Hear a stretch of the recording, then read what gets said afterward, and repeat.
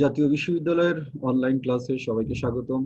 করোনাকালীন শিক্ষা কার্যক্রম চলমান রাখার স্বার্থে জাতীয় বিশ্ববিদ্যালয়ের উদ্যোগে অনলাইন ক্লাসে সংযুক্ত হতে পেরে আমি আনন্দিত। সবাইকে স্বাস্থ্যবিধি মেনে চলার আহ্বান জানাচ্ছি। আজকের এই অনলাইন জুম ক্লাসে আমি সংযুক্ত হচ্ছি মোহাম্মদ আতিকুজ্জামান, প্রভাষক, বাংলা বিভাগ, সরকারি ব্রজলাল কলেজ, খুলনা। এটি আমার তৃতীয় লেকচার এবং আজকে আমাদের বিষয় বাংলা সম্মান তৃতীয় বর্ষ, বাংলা ছোট গল্প 1, কোর্স কোড 23-10-05। আমরা আজকে আমাদের এই লেকচারে বেছে নিয়েছি বনফুলের ছোট গল্প, নিম গাছ, মানুষ, তাজমহল। এই তিনটি গল্পের সার্বিক বিশ্লেষণ আমরা এখানে এই তৃতীয় ক্লাসে করব। প্রিয় শিক্ষার্থী বন্ধুরা, আশা করছি এই ক্লাস থেকে তোমরা যথেষ্ট উপকৃত হবে। আমরা পরবর্তী স্লাইডে চলে যাচ্ছি।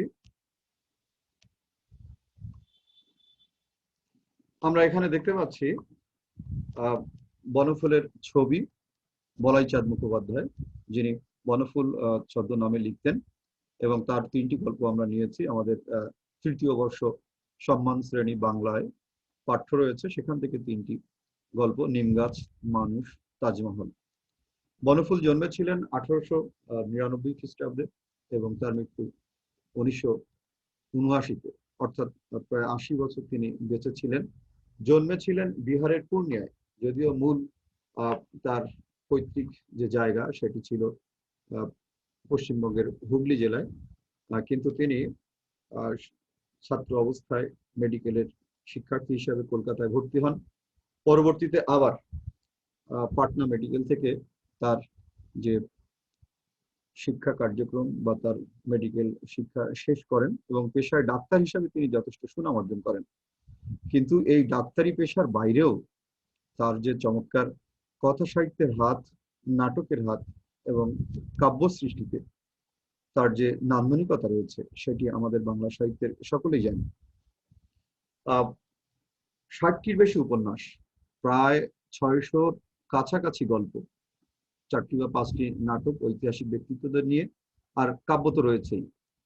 শনিবারের চিঠিতে ব্যঙ্গ বা সমালোচনামূলক কবিতা দিয়েও তিনি তার সাহিত্য রচনা করেছেন। সবচেয়ে বড় ব্যাপার, জীবনে তিনি অনেক মানুষের সাথে মিশেছেন এবং অনেক জায়গায় তিনি গিয়েছেন, এবং আরেকটি নতুন ধারা তিনি তৈরি করেছেন, যে বাংলা সাহিত্যের যে অনুগল্প, অর্থাৎ কত কম বলে ইঙ্গিতে রূপকে কত বেশি বলা যায়, এই জায়গাটা তার গল্পে ছোটখাটো টিকা টিপ্পনী আছে, ব্যঙ্গ আছে, হাস্যরস রয়েছে, কিন্তু শেষ পর্যন্ত এর ভেতর দিয়ে আমাদের মানুষের জীবনের যে সত্য, সেই সত্যটাই কিন্তু তিনি প্রকাশ করেন। এভাবে যদি আমরা দেখি, আমরা পরবর্তী স্লাইডে চলে যাচ্ছি।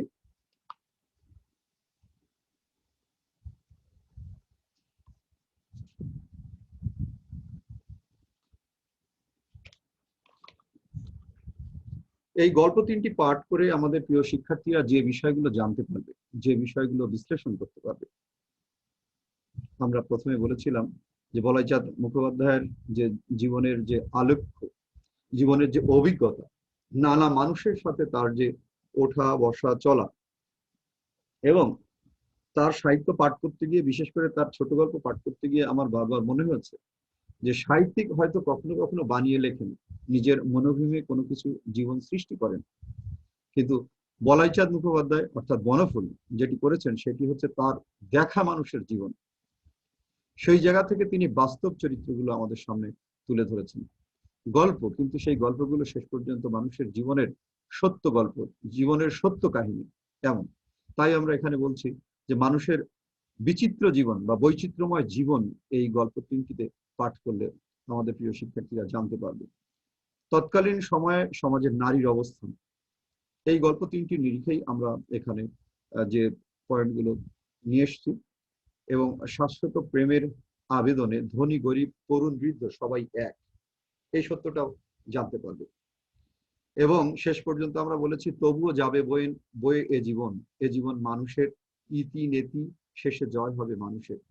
তার অসংখ্য গল্পে তার মানুষের যে জীবন তিনি উপস্থাপন করেছেন সেখানে ইতিবাচক আছে, নেতিবাচক আছে। কিন্তু আমরা আজকে যেহেতু আলোচনায় বসেছি নিম গাছ, মানুষ এবং তাজমহল, এই তিনটি গল্প নিয়ে, এই তিনটি গল্পের যে সমস্ত চরিত্র আমরা আলোচনায় নিয়ে আসবো বা পেয়েছি, সেখানে দেখব বিশেষ করে যে মানুষ গল্পের দিয়েই বলা যায়, মানুষ গল্পের সংজ্ঞা দিয়েই বলা যায় যে সমগ্র বলাইচাঁদ মুখোপাধ্যায়ের গল্প বা কথা সাহিত্য নিয়ে আলোচনা করা যেতে পারে।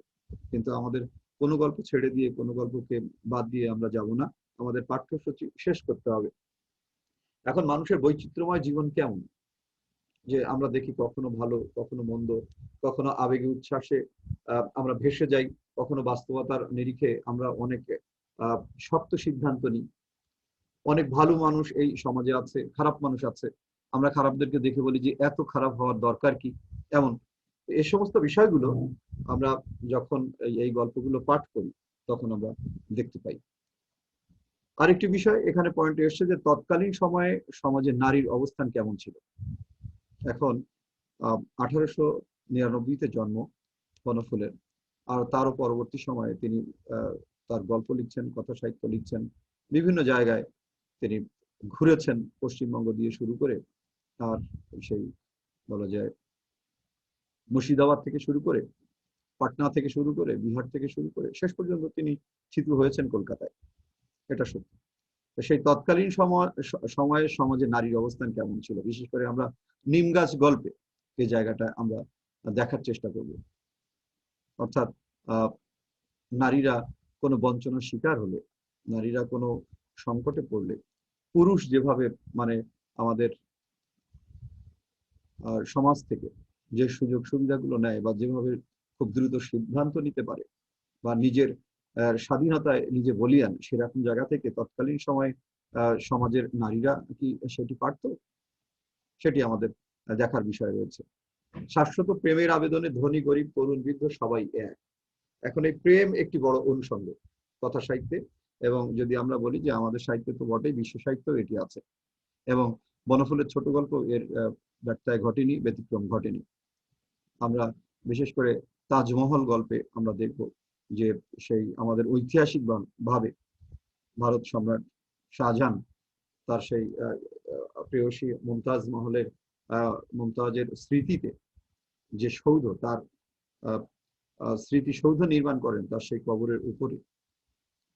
সেই জায়গাটা আজ বিশ্ব ঐতিহ্যের একটি নান্দনিক একটি শিল্প হিসাবে উপস্থাপিত হচ্ছে, এবং শুধু পাথর, ইট আর সিমেন্টের আকর্ষিত একটি স্থাপনাই তাজমহল নয়, তার হৃদয়ের ভিতরে যে বেদনা বলি, প্রেম বলি, বিরহ বলি, এবং দুজন মানুষের যে আত্মার মেলবন্ধন বলি, সেটি কিন্তু চমৎকারভাবে এই তাজমহল গল্পে এসেছে। আর সেই তাজমহলকে সামনে রেখে বলাইচাঁদ মুখোপাধ্যায় যখন সেখানে বসবাস করছেন বা কর্মের জন্য সেখানে অবস্থান করছেন, একেবারেই নিম্নবিত্তের, একেবারেই হতদরিদ্র দুইজন মানুষের যে গল্প সেখানে তুলে ধরেছেন প্রতি তুলনায়, তাই সে যত দরিদ্র হোক তার স্ত্রীকে কতটা ভালোবাসেন, এবং সেই তার স্ত্রী যখন মরে যাচ্ছে রোগাক্রান্ত হয়ে, তখন যে সেই মাঠের মাঝখানে সৌধ নির্মাণ করছেন তিনি দাঁড়িয়ে, সে হতদরিদ্র ভিখারি শাহজাহান, প্রতীকময়তা চমৎকার একটি গল্প। এই জন্য আমরা বলছি শাশ্বত প্রেমের আবেদনে ধনী গরিব তরুণ বৃদ্ধ সবাই এক। শেষ পয়েন্টে আমরা নিয়ে এসেছি যে প্রিয় শিক্ষার্থীরা যে জায়গার এই গল্প তিনটি পাঠ করে যে বিষয়গুলো জানতে পারবে, যে তবুও যাবে বয়ে এ জীবন, এ জীবন মানুষের, ইতি নেতি শেষে জয় হবে মানুষের। অর্থাৎ জীবনটা তো আমাদেরই, এবং ঈশ্বর বলি, আল্লাহ বলি, ভগবান বলি, একবারই আমাদের জীবন দিয়েছেন, এবং আমরা নিজেরা প্রমাণ করেছি যে আমরা পৃথিবীর শ্রেষ্ঠ জীব, সৃষ্টির শ্রেষ্ঠ জীব। এখন আমাদের ভিতরে অনেক ধরনের নেতিবাচকতা আছে, তেমনি আছে মানবিকতা এবং ইতিবাচকতা। শেষ পর্যন্ত মানুষের জীবন জয়ী হয়। আমরা যত খারাপই হই না কেন, যত ভালোবাসি না কেন, আমরা আমরা সবকিছু মিলিয়েই শেষ পর্যন্ত মানুষের জীবন, এবং সেই মানুষের জয় বা মানুষের সেই যে জীবনের বাস্তবতা, সে জায়গাগুলো কিন্তু বনফুল এই তিনটি গল্পে ছুঁয়ে গিয়েছেন। আমরা পরবর্তী স্লাইডে যাচ্ছি।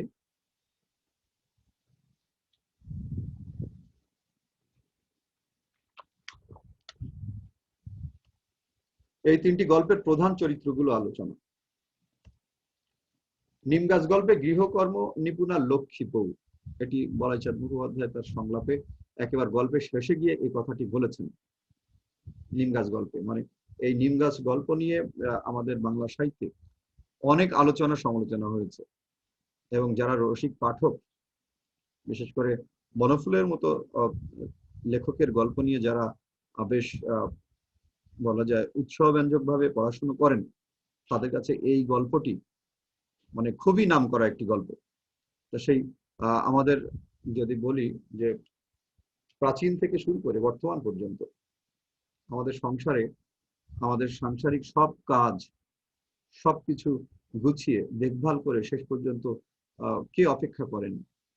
আমরা ছেলেরা হোক, বাড়ির অন্য সদস্যরা হোক, কেউ কি ওই বাড়ির গৃহকর্ত্রীর মতো অতটা আমরা বলা যায় গৃহকর্মে নিপুণা, অথবা আমরা কি অতটা দায়িত্ব নিই?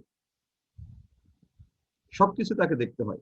গৃহের যে কর্ত্রী হন, সংসারের যিনি কর্ত্রী, সংসারের যিনি বউ, এটা দাদির ক্ষেত্রে যেমন, ঠাকুরমার ক্ষেত্রে যেমন, মায়ের ক্ষেত্রে তেমন, এবং আমাদের যার যার ব্যক্তিগত জীবনও তেমন।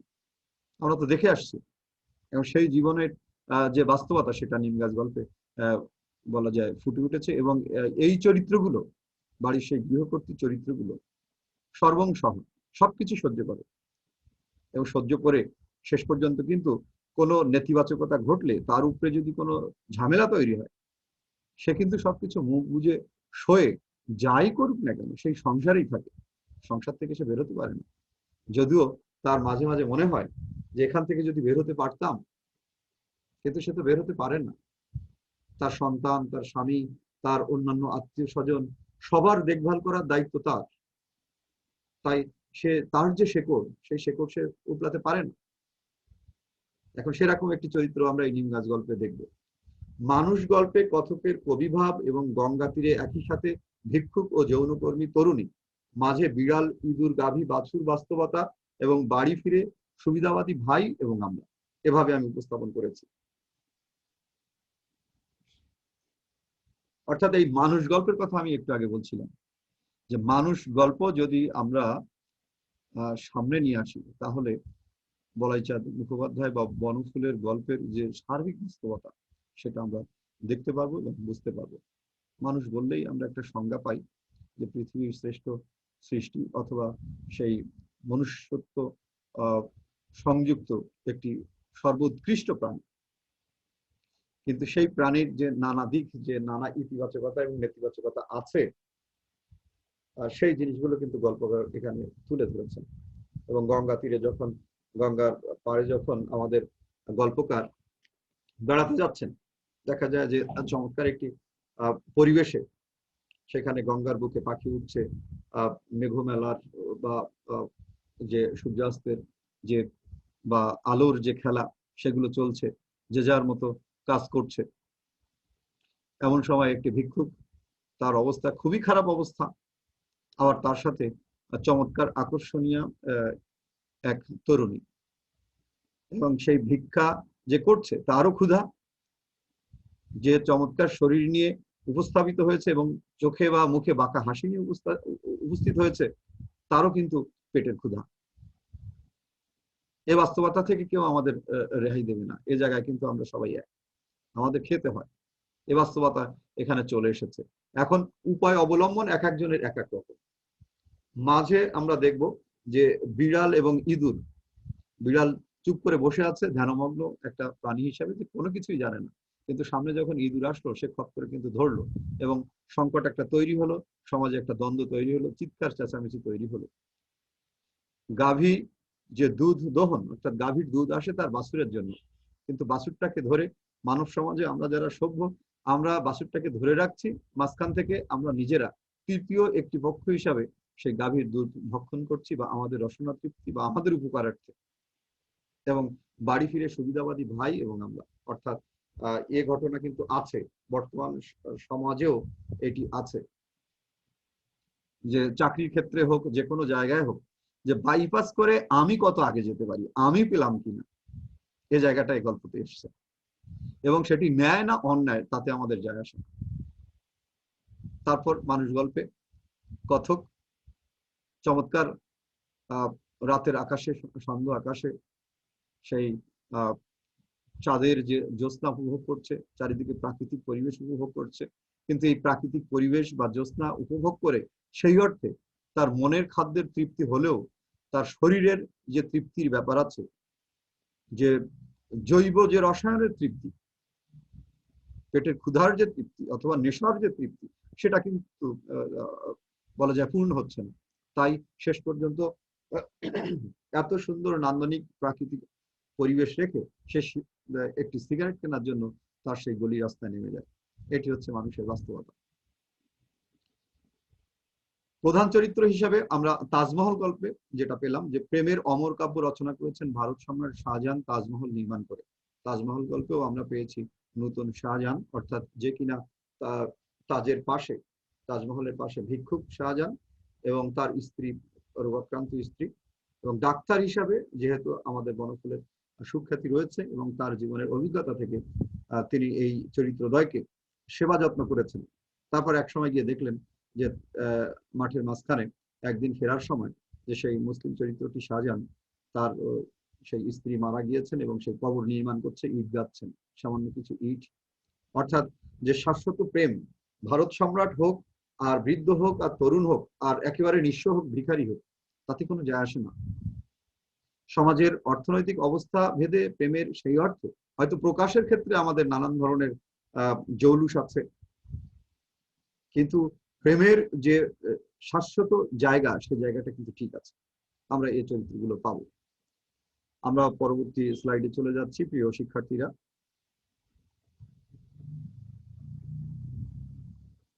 এবার একটি একটি গল্প ধরে আমাদের বিশ্লেষণ। নিমগাছ গল্পের বাস্তবতা এবং আমরা। আমি এখানে দাঁড় করিয়েছি এভাবে, গল্পটি বিশ্লেষণ দাঁড় করিয়েছি এভাবে, যে আমাদের সমাজে, পরিবারে সেই সময় নারীর অবস্থান কেমন ছিল। অর্থাৎ এখান থেকে যদি আমরা সেই 100 বছর আগে দেখি, অথবা 90 বছর বা 80 বছর আগে আমাদের সমাজে নারীর অবস্থান কেমন ছিল, তারা কতটা সম্মানিত বোধ করতেন, অথবা তাদের সাথে আমরা সবাই কি ধরনের আচরণ করতাম। আমি একটুখানি এই জায়গাটা, এই গল্পটা একটু না পড়ে পারছি না। মানে এই গল্পটা তো ঐতিহাসিকভাবে খুবই আলোচিত সমালোচিত একটি গল্প, এবং আমাদের প্রতিদিনকার জীবনে যে বাস্তবতা, আমাদের বাড়ির মেয়েদের জীবনের যে বাস্তবতা, সে বাস্তবতাটা এখানে ধরা পড়েছে। এখন ব্যক্তিভেদে এবং সমাজভেদে এক এক বাড়িতে এক এক রকম এটা আছে, কিন্তু সার্বিক অর্থে অনেকটা বাস্তবতা এমন। আমি পাঠ করছি, সবকিছু পাঠ করতে আমার 1-2 মিনিট লাগবে হয়তো। প্রিয় শিক্ষার্থীরা,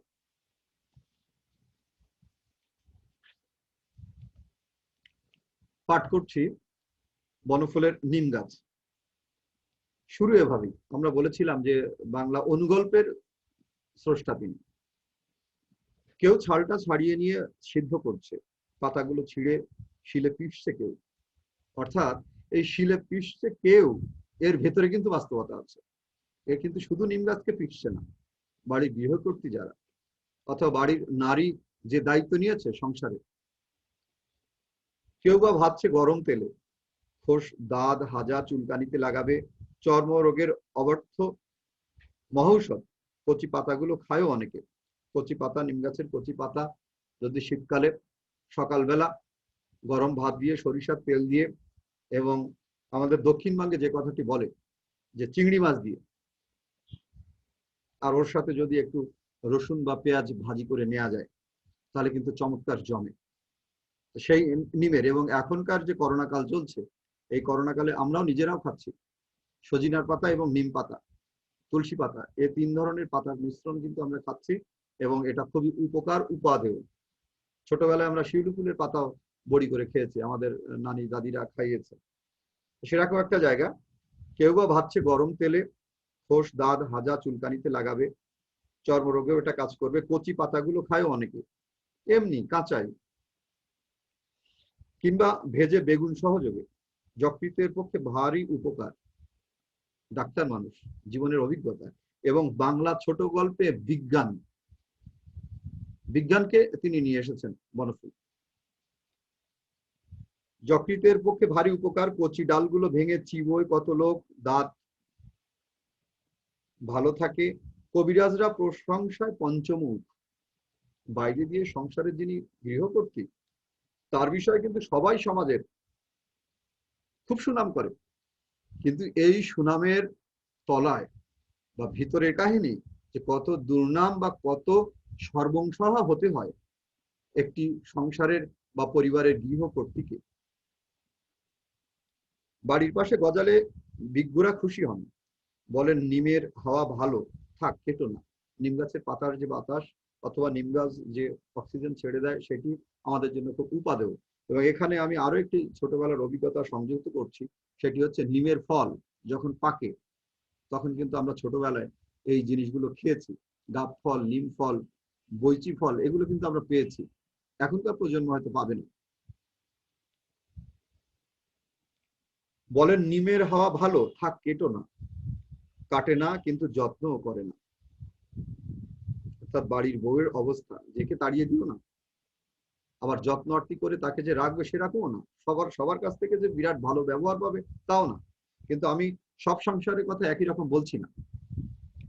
আবর্জনা জমে এসে চারিদিকে শান দিয়ে বাঁধিয়েও দেয় কেউ, সে আর এক আবর্জনা। হঠাৎ একদিন একটা নতুন ধরনের লোক এলো, এই যে হাতছানি, এই যে একঘেয়েমি, এই যে বলা যায় যে তার প্রতি যে নেতিবাচক আচরণ, সেখান থেকে একটুখানি নূতনের হাতছানি। মুগ্ধ দৃষ্টিতে চেয়ে রইল নিম গাছের দিকে। ছাল তুললে না, পাতা ছিঁড়লে না, ডাল ভাঙলে না, মুগ্ধ দৃষ্টিতে চেয়ে রইল শুধু। বলে উঠল, বাহ কি সুন্দর পাতাগুলি, কি রূপ, থোকা থোকা ফুলেরই বা কি বাহার। এক ঝাঁক নক্ষত্র নেমে এসেছে যেন নীল আকাশ থেকে সবুজ সায়রে। বাহ! অর্থাৎ বনফুল যে কবি ছিলেন, তার এই যে কাব্য ভাষা গল্পের ভিতরে, এটা কিন্তু প্রমাণিত। খানিকক্ষণ চেয়ে থেকে চলে গেল যে যিনি অতিথি এসেছিলেন বাইরে থেকে হুট করে। কবিরাজ নয়, তিনি কবিরাজ নয়, নিম গাছের যে সুনাম, তিনি সেই হিসাবে নয়, তিনি কবি। নিম গাছটার ইচ্ছা করতে লাগলো লোকটার সঙ্গে চলে যায়, কিন্তু পারলে না, মাটির ভিতর শিকড় অনেক দূর চলে গেছে। আমি যে কথা বলছিলাম যে পরিবারের মা পারেন না, দিদা পারেন না, বোনরা পারেন না, যা ইচ্ছা তাই করতে পারেন না, অনেক সর্বংসহা হয়ে তারা সহ্য করে সংসারে কিন্তু টিকে থাকে। এখন এখানে আচ্ছা শেষ করি গল্পটা। বাড়ির পিছনে আবর্জনার স্তূপের মধ্যেই দাঁড়িয়ে রইল সে। এইবার সেই লক্ষ্যটা, এই সামগ্রিক গল্পের বর্ণনাটা সব হয়ে গেল, শেষে এসে শেষ বাক্য, ওদের বাড়ির গৃহকর্ম নিপুণা লক্ষ্মী বউটার ঠিক এক দশা। এইটা হচ্ছে প্রেক্ষণ বিন্দু। অর্থাৎ বনফুল গল্প বলে যান, যেহেতু ডাক্তার মানুষ, তার হাতে কিন্তু একটি ছুরি থাকে, একটি চাকু থাকে। গল্প করতে করতে তিনি কখন হুট করে তার সেই অপারেশন থিয়েটারে রুগীকে কখন যে তিনি কুচ করে তার অপারেশনটা করে ফেলেন, এটা কিন্তু রুগী বুঝতে পারে না। এবং গল্প করতে করতে যখন অপারেশন হয়ে যায়, গল্পের সেই লক্ষ্যবস্তুতে তিনি পৌঁছে যান, তখন আমরা বুঝতে পারি যে গল্পের যে অব্যর্থ ছুরি বা চাকু, সেটি তিনি চালিয়ে দিয়েছেন। নিমগাছ গল্পে, তার বেশিরভাগ গল্পে আমরা এরকম ধরনের দৃশ্যের বলা যায় অবতারণা দেখতে পাই, যা খুবই ছোট গল্পের জন্য খুবই নান্দনিক এবং মানে শিল্প হিসাবে একেবারেই যাকে বলা যায় পাকাপোক্ত। দ্বিতীয় যে জায়গায় এসছে সেটা হচ্ছে লিঙ্গভেদে এই সমাজে কেউ কি বেশি সুবিধা ভোগ করে। আমরা এই জায়গাটা, এই গল্পের নিরিখে, নিমগাছ গল্পের নিরিখে আমরা এই জায়গাটা ধরার চেষ্টা করছি। এখন সেই এখান থেকে 200 বছর আগেও নারীর যে অবস্থা ছিল, বা এখান থেকে আহ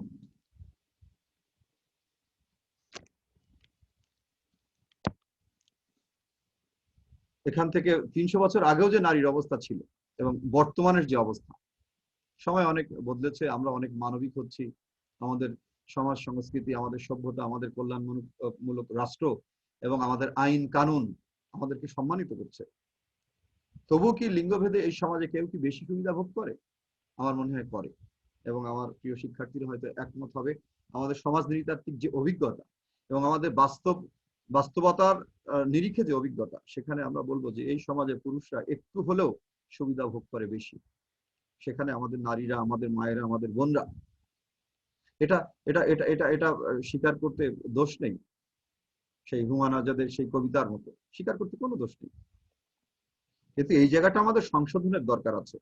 যার যার স্থানটা, যার যার জায়গাটা, যার যার সম্মানটা আমাদেরকে দিতে হবে। এখানে কোনো ছাড় দেওয়ার বিষয় নেই।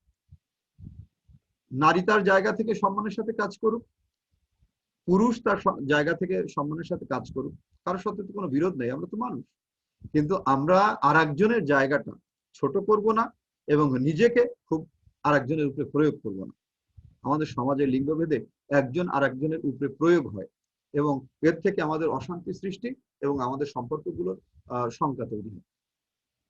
আমরা নিম গাছ গল্প এটা দেখি যে সংসারের সব দায়িত্ব ওই বাড়ির গৃহলক্ষ্মী লক্ষ্মী বউটি নিচ্ছেন, কিন্তু অনেক নেতিবাচক আচরণ ইঙ্গিতে রূপকের বনফুল কিন্তু বলে যাচ্ছেন এবং আমাদের প্রতিদিনকার সংসারে আমরা কিন্তু এটা দেখি। কখনো কি নারীরা নিজের অপমানের জায়গা থেকে, বঞ্চনার জায়গা থেকে প্রতিবাদী হয়ে বা সংসার ছেড়ে অন্য কিছু ভাবতে পারে যেভাবে পুরুষ পারে? পারে না। সময় বদলেছে, সভ্যতা এগিয়েছে, এটা আমরা বলছি, কিন্তু নারীরা সবকিছু পারে না, মা সবকিছু পারে না। আমার ক্লাস বোঝানোর খাতিরে বলতে হচ্ছে যে বাবা 2টা বিয়ে করে, 3টা বিয়ে করেন, অথবা ঘর ছেড়ে চলে যান কোথাও, 5 বছর খোঁজ নেই।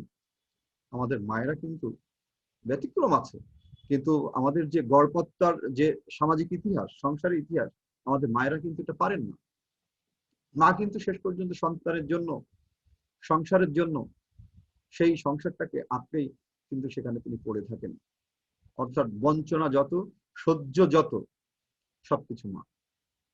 আমাদের বাবারা বা আমরা পুরুষরা, আমরা কিন্তু এই জায়গা থেকে অনেক কিছু ভাবতে পারি, কিন্তু মেয়েদের যে জায়গাটা, অপশনটা সংকুচিত। সময় বদলেছে, আচরণ কতটুকু বদলেছে?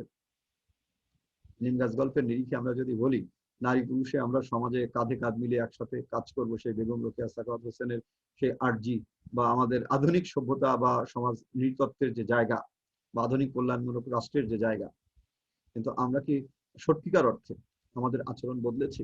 আমাদের প্রতিদিনকার যে সমস্ত সংবাদপত্র, আমাদের যে সমস্ত মাধ্যমের যে সমস্ত সংবাদগুলো, সেখানে নারীর প্রতি যে সহিংসতা, আমরা 5 বছরের কন্যা শিশুকেও রেহাই দিই না, আমরা 11 বছরের কন্যা শিশুকেও রেহাই দিই না।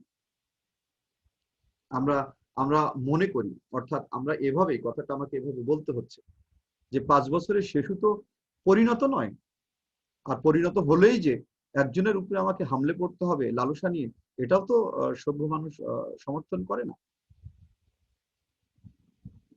অর্থাৎ একটি গল্পের নিরিখে আমরা আমাদের বাস্তবতাকে বর্ণনা করছি, বিশ্লেষণ করছি। তা আমার মনে হয় সময় সময় বদলেছে, আচরণ বদলেছে, একেবারে যে বদলায়নি তা না, অনেক বদলেছে। আমরা চেষ্টা করছি সবাই মিলে, কিন্তু আমাদের ভেতরে হাজার হাজার বছর থেকে গড়ে ওঠার যে ঐতিহ্য, যে সুবিধাবাদী জায়গা, সেই জায়গা থেকে কিন্তু পুরুষ এখনো পুরাপুরি বের হতে পারেনি। নারীরা চেষ্টা করছে এবং এই নারীদের সাথে কাঁধ মিলিয়ে অনেক পুরুষ আমরাও চেষ্টা করছি যে সমাজে আমরা কাঁধে কাঁধ মিলিয়ে একই সমদৃষ্টিতে চলা।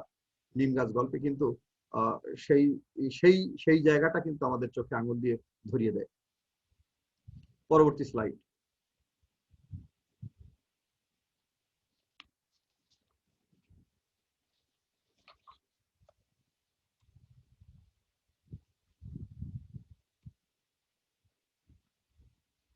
মানুষ গল্পে আমরা দেখি বিচিত্র মানুষ। আমরা মানুষ গল্প একটুখানি পাঠ করব। আমাদের চারপাশের বাস্তবতা তথা সমাজ, তাই সে যত ভালো বা যত খারাপ হোক, আমরা বিচিত্র মানুষ দেখি। এখন আমি ভালো মানুষ হলে, বা আপনি ভালো মানুষ হলে, বা তুমি ভালো মানুষ হলে, সব যে তুমি ভালো মানুষ দেখবে এবং সবাই যে তোমার সাথে ভালো আচরণ করবে, এমনটা ভাবার কোনো কারণ নেই। কারণ পৃথিবীর যে বাস্তবতা, সত্য মিথ্যার যে বাস্তবতা, সুন্দর অসুন্দরের যে বাস্তবতা, মানবিক অমানবিকের যে বাস্তবতা, সত্য মিথ্যার যে বাস্তবতা, এটা মেনে নিয়েই আমাদের জীবনকে সামনে এগিয়ে নিয়ে যেতে হয়। আমরা চাইছি, আমরা ছিনিয়ে খেয়েছি, খাচ্ছি, আমাদের অনবরত চাওয়া। মানুষ গল্পে আমরা দেখেছি, আমার চাই, আমার চাই, আমার রসনা তৃপ্তি, আমি মানুষ, আমি সবার শ্রেষ্ঠ, আমি সব হত্যা করব, আমি জঙ্গল খেয়ে ফেলবো, আমি জন্তু জানোয়ার, বাদুর, বানর, বাঘ, চিতা, সাপ সব খেয়ে ফেলবো। একটি গল্পের আলোকে আমাদের সব সামনে বাস্তবতা চলে আসে। আমার টাকা লাগবে, আমার সুযোগ লাগবে, সুবিধা লাগবে, অন্যকে বঞ্চিত করায় কে কত পারদর্শী, আমার সেই বুদ্ধিগুলো লাগবে। এই কি মানুষ? মানুষের কি এই হওয়ার কথা ছিল? আমরা এভাবে খাচ্ছি, এভাবে সুবিধা নিচ্ছি। সেই বাস্তবতা মানুষ গল্পে এসেছে। সুবিধাবাদী, আমরা অনেক ধরনের সুবিধাবাদী। যেখানে সুবিধা আছে, সুযোগ আছে, আমরা সেখানে নিজেকে মাথাটা গলিয়ে দিই, হাতটা বাড়িয়ে দিই। কিন্তু আমার সুযোগের কারণে, আমার অবৈধ সুযোগের কারণে, সুযোগ শব্দটিতেই সমস্যা, বা সুবিধাবাদী, সুবিধা জিনিসটাই আসলে ন্যায়সঙ্গত নয়। আমার সুবিধা মানে আরেকজনের অসুবিধা, কাউকে বঞ্চিত করা। সকলের সুবিধা যদি হয়, যে আমরা সকলেই সুবিধা নিচ্ছি, তাহলে একরকম। সকলের জন্য সমবন্টন, সকলের জন্য সকল সমশিক্ষা বা সুবিধা, তাহলে ঠিক আছে। কিন্তু একজনকে বঞ্চিত করে আমার হাতটা বাড়িয়ে দেওয়া, আমার জায়গাটা, আমার চেয়ারটা, তাহলে কিন্তু সেটা সংকট তৈরি করে, অসম একটা প্রতিযোগিতা তৈরি করে। অবিচার নয়, বিষয়টি আমার কোলের দিকে এলে, অর্থাৎ সেই আমরা ছোটবেলা থেকে শুনি যে তাল গাছটি যদি আমার কোলের দিকে আসে, ও যেভাবেই আসে, তাতে কোনো সমস্যা নেই, তাতে কোনো সমস্যা নেই। অর্থাৎ আমি বস্তুটি, আমি টাকাটি, আমি জায়গাটি, আমার চেয়ারটি পেলাম কি পেলাম না, আমি চাকরিটি পেলাম কি পেলাম না, এমন একটা জায়গায় মানুষ গল্পের যে বিষয়বস্তু সেগুলো কিন্তু এসেছে। খাদক আমরা এভাবে বলেছি, খাদক আমরা আমাদের রসনা অথবা সবকিছুতে আমাদের নিজের তৃপ্তি চাই, জৈবিক তৃপ্তি, তৃপ্তি, পেটের ক্ষুধা, জঠর জ্বালা, এর সাথে আরো অনেকগুলো সংযুক্তি আছে। গল্প গল্পকার অতগুলো বলেন না, কিন্তু আমরা আমাদেরকে বুঝে নিতে হয়। কারণ আমাদের গল্পকার যখন বনফুল, তখন এটুকু মাথায় রাখতে হয় যে তিনি যত কম বলে যত বেশি বোঝাতে চান। তার গল্পের বৈশিষ্ট্য, তার বলার বৈশিষ্ট্য এমন, আর তার ভাষা তো সেরকম। খাদক আমরা, আমরা কি বিষয়ে খাই না, সব খাচ্ছি, এবং সবকিছু আমাদের জন্য। যেহেতু ঈশ্বর আল্লাহ বলেছেন যে বান্দা বা মানুষ, তোমার জন্যই আমি সবকিছু সৃষ্টি করেছি, তুমি কৃতজ্ঞ চিত্তে আমাকে স্মরণ করো। এখন সেই স্রষ্টার স্মরণ বলি বা তার বিধিবদ্ধ যে সমস্ত নিয়ম বলি, সেগুলো বা আমরা মানছি কিভাবে? আমরা অন্য কাউকে বঞ্চিত করছি কি করছি না? শুধু আমারটা খেলেই হবে, পাশে আমি দেখবো না? আমি পেট ভরে খেলাম, পাশে যদি ক্ষুধার্ত সংখ্যা বাড়তে থাকে দিন দিন, তাহলে আমার সুখ কিন্তু এক সময় সুখ থাকবে না, তারা কিন্তু লুণ্ঠন করবে। এই জায়গাগুলো আমাদের এই মানুষ গল্পে আমরা দেখি। আমরা একটুখানি মানুষ গল্প থেকে দুই একটা জায়গা একটুখানি আমরা ধরার চেষ্টা করছি।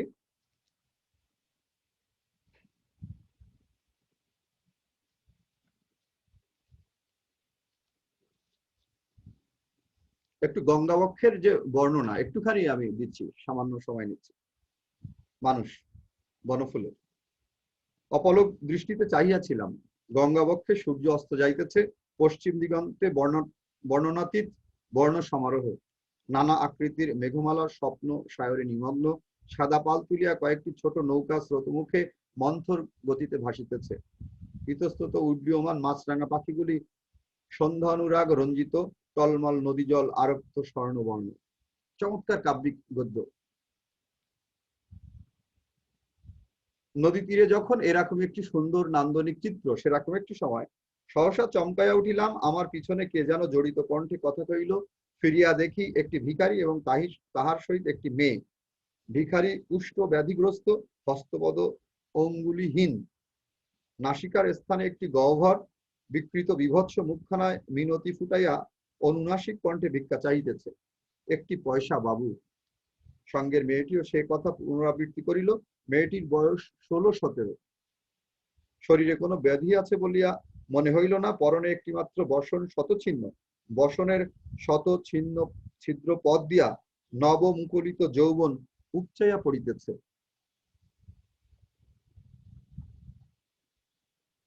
দারিদ্র্যের মলিনতায় তাহা লাঞ্ছিত, তবু তাহার যৌবনশ্রী।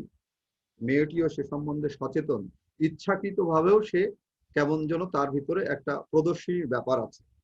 তাহার মুখ চোখ ভাব ভঙ্গি ইঙ্গিতময়।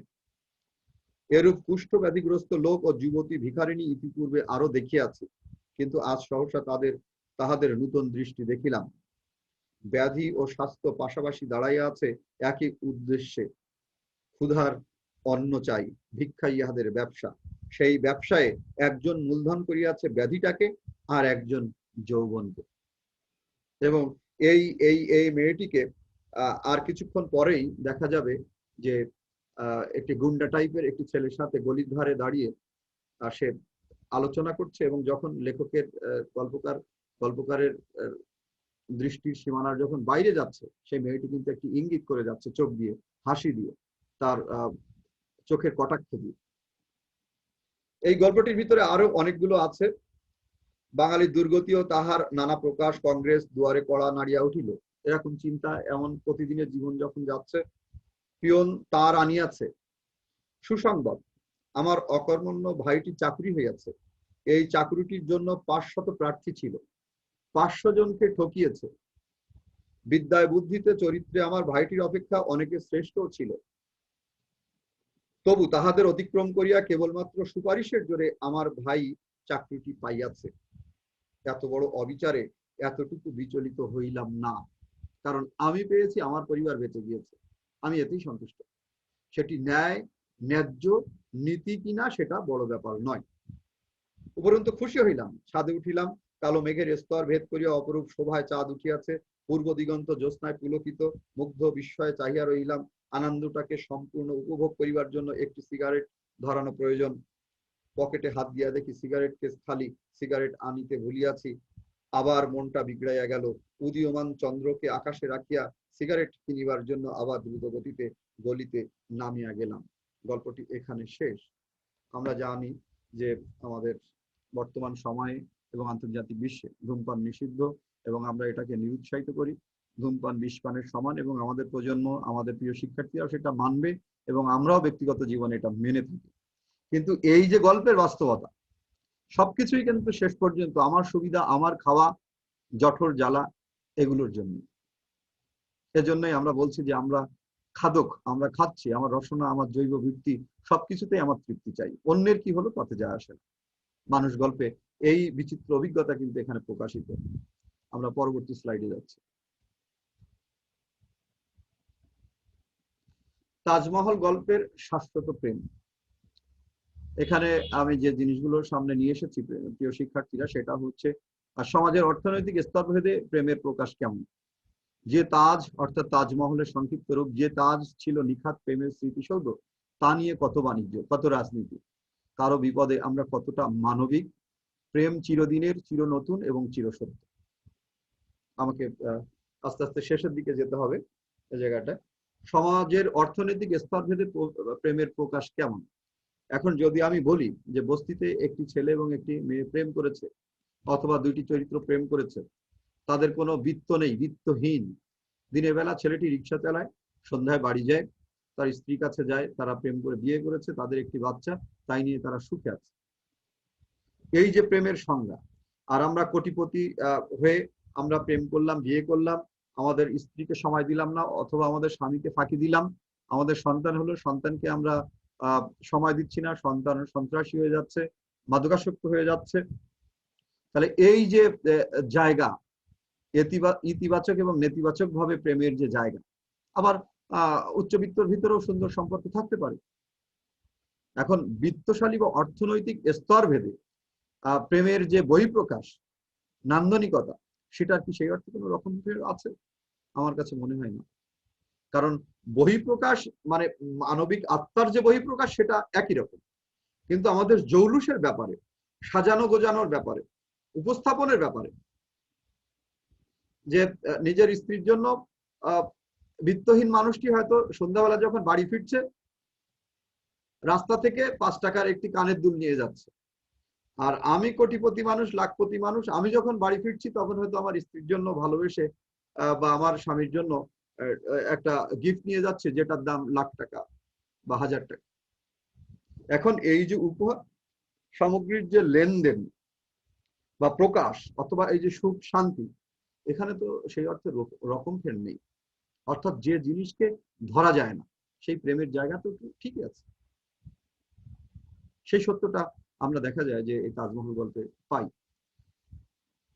যে তাজ ছিল নিখাদ প্রেমের স্মৃতিসৌধ, তা নিয়ে কত বাণিজ্য, এবং বাণিজ্যের সাথে ইদানিং যুক্ত হয়েছে রাজনীতি। অর্থাৎ এটি কোনো মুসলমান তৈরি করেছে না হিন্দু তৈরি করেছে, অর্থাৎ এখন ভারতবর্ষে এ নিয়ে আমাদের রাজনীতি শুরু হয়েছে। যদিও সেটি খুব নেতিবাচক একটি জায়গা, আমরা এই জায়গায় নেই। নিখাদ সৌন্দর্যের স্মৃতিসৌধ হিসাবে আমরা সেটা দেখতে পারি। আমরা গল্পটা অল্প একটু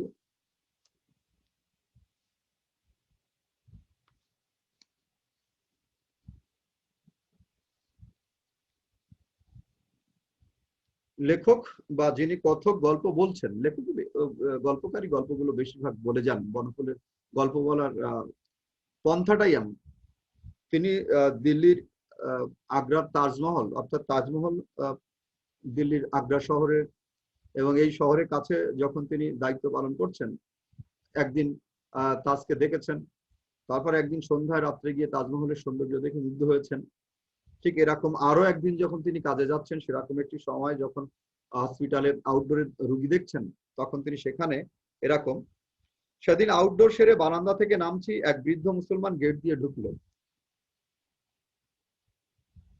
পিঠে প্রকাণ্ড একটা ঝুড়ি বাঁধা, ঝুড়ির ভারে মেরুদণ্ড বেঁকে গেছে বেচারির। ভাবলাম কোনো মেওয়াওয়ালা বুঝি। ঝুড়িটা নামাতেই কিন্তু দেখতে পেলাম ঝুড়ির ভেতর মেওয়া নয়, বোরখা পরা মহিলা বসে আছে একটি। বৃদ্ধের চেহারা অনেকটা বাউলের মতো আলখাল্লা, পরা ধবধবে সাদা দাড়ি। এগিয়ে এসে আমাকে সেলাম করে চোস্ত উর্দু ভাষায় বললে, নিজের বেগমকে পিঠে করে বয়ে এনেছে সে আমাকে দেখাবে বলে। রোগগ্রস্ত, নিতান্ত গরিব সে, আমাকে বাড়ি নিয়ে গিয়ে ফি দিয়ে দেখাবার সামর্থ্য তার নেই।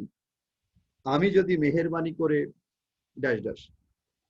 কাছে যেতেই দুর্গন্ধ পেলাম একটা। হাসপাতালের ভিতরে গিয়ে বোরকা খুলতেই আপত্তি করছিল সে, মুসলিম যে রেওয়াজ, ব্যাপারটা বোঝা গেল। ক্যাংক্রাম অরিস, মুখের আধখানা পচে গেছে রোগ। এখান থেকে আমরা আরো একটু এগিয়ে যাই। একদিন মুষলধারে বৃষ্টি নামলো, আমি কল থেকে ফিরছি, হঠাৎ চোখে পড়লো বুড়ো দাঁড়িয়ে ভিজছে। একটা চাদরের দুটো ফুট গাছের ডালে বেঁধেছে, আর দুটো ফুট নিজে দুহাতে ধরে দাঁড়িয়ে ভিজছে লোকটা। মোটর ঘুরালাম, সামান্য চাদরের আচ্ছাদনে মুষলধারা আটকায় না। বেগম সাহেব দেখলাম আপাদমস্তক ভিজে গেছে, কাঁপছে ঠকঠক করে। গল্পটি পাঠ করলে বোঝার জন্য খুবই সুবিধা হবে। বললাম, হাসপাতালের বারান্দায় নিয়ে চল আপাতত। বৃদ্ধ হঠাৎ প্রশ্ন করলে, এ বাঁচবার কি কোনো আশা আছে হুজুর? সত্যি কথাই বলতে হলো, না। বুড়ো চুপ করে দাঁড়িয়ে রইলো। আমি চলে এলাম। পরদিন দেখি গাছতলা খালি, কেউ নেই। এবং এরকম একটি সময় যখন বুড়ো চলে গেল, এবং হসপিটালের সবাই কিন্তু এই দুর্গন্ধের কারণে তাকে কিন্তু পাশে ঘেঁষতে দিচ্ছে না। সে যে একটা বিপদে আক্রান্ত, এবং আমাদের হসপিটালে বা আমাদের সভ্য সমাজে আমরা এই সংকটে কিন্তু দেখি। করোনার সময় আমরা দেখেছি যে বাড়িওয়ালাদের কিছু কিছু ব্যবহার আমাদের স্বাস্থ্যকর্মীদের সাথে বা নিরাপত্তা কর্মীদের সাথে। কেউ করোনা আক্রান্ত হয়েছে, তাকে কিন্তু ঘরে ঢুকতে দিচ্ছে না। এগুলো কিন্তু অমানবিক। রোগ শোক আমাদের থাকবে এবং সেগুলো পদ্ধতিতে মোকাবেলা করতে হবে, কিন্তু আমরা তো মানুষ। সেই জায়গাটা যে কারো বিপদে আমরা কতটা মানবিক, সে জায়গাটা কিন্তু এখানে ছুঁয়েছে। এবার যখন আর একদিন ডাক্তার ফিরছেন, কতক ফিরছেন, কি হচ্ছে এখানে মিয়া সাহেব? বৃদ্ধ সসম ভাবে উঠে দাঁড়িয়ে ঝুঁকে সেলাম করলে আমাকে। বেগমের কবর গাচ্ছে হুজুর। কবর? হ্যাঁ হুজুর। চুপ করে রইলাম। খানিকক্ষণ নীরবতার পর জিজ্ঞাসা করলাম, তুমি থাকো কোথায়? আগ্রার আশপাশে ভিক্ষে করে বেড়াই, গরিব। দেখিনি তো কখনো তোমাকে। কি নাম তোমার? ফকির শাহজাহান। নির্বাক হয়ে দাঁড়িয়ে রইলাম। এই যে গল্পের শেষে গিয়ে যে মুখ্য জায়গাটা, সেটা কিন্তু বনফুল ফাটিয়ে দেন।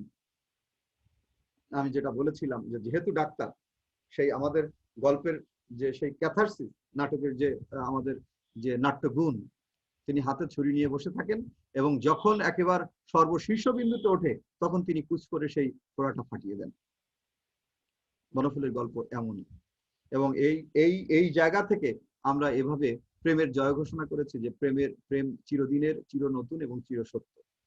সম্রাট শাহজাহানের বুকে যেমন প্রেম ছিল, আমাদের ফকির শাহজাহানের বুকেও ঠিক একই প্রেম। আমার বুকে যেমন প্রেম, আমার বস্তির সেই ভাইটি বোনটির বুকেও ঠিক একই প্রেম। এবং প্রেমের সত্য এবং জয়, এটা আমাদের বলা যায় যে ইতিবাচক একটি প্রকাশ। আমরা পরবর্তী স্লাইডে যাচ্ছি। আমরা মূল্যায়নে চলে এসেছি।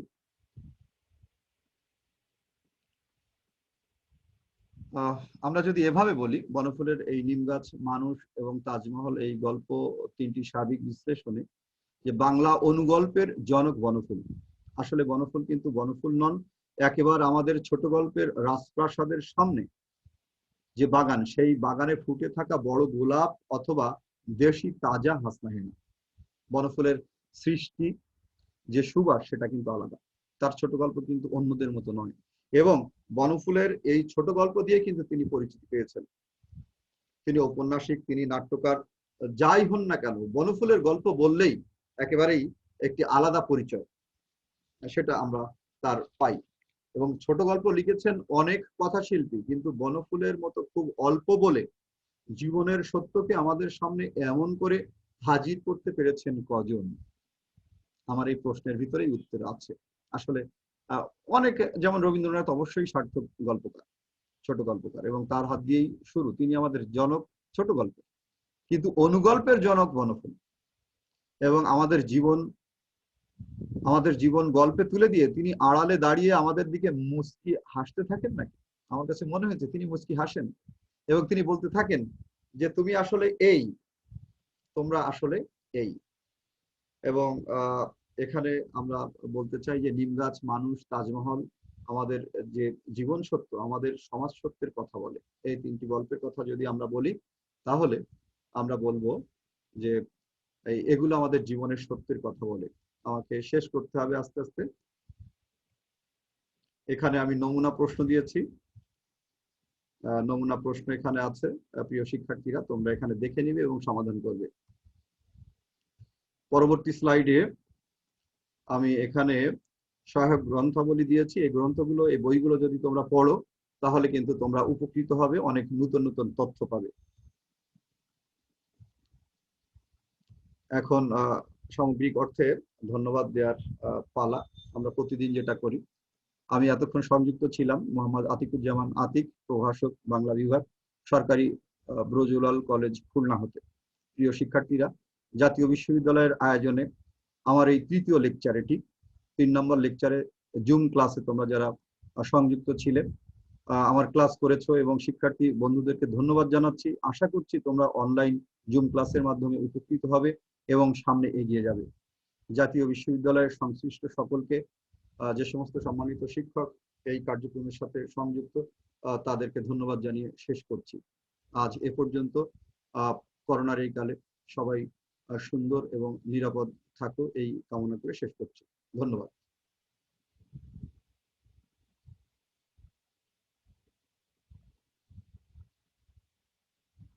ধন্যবাদ সবাইকে।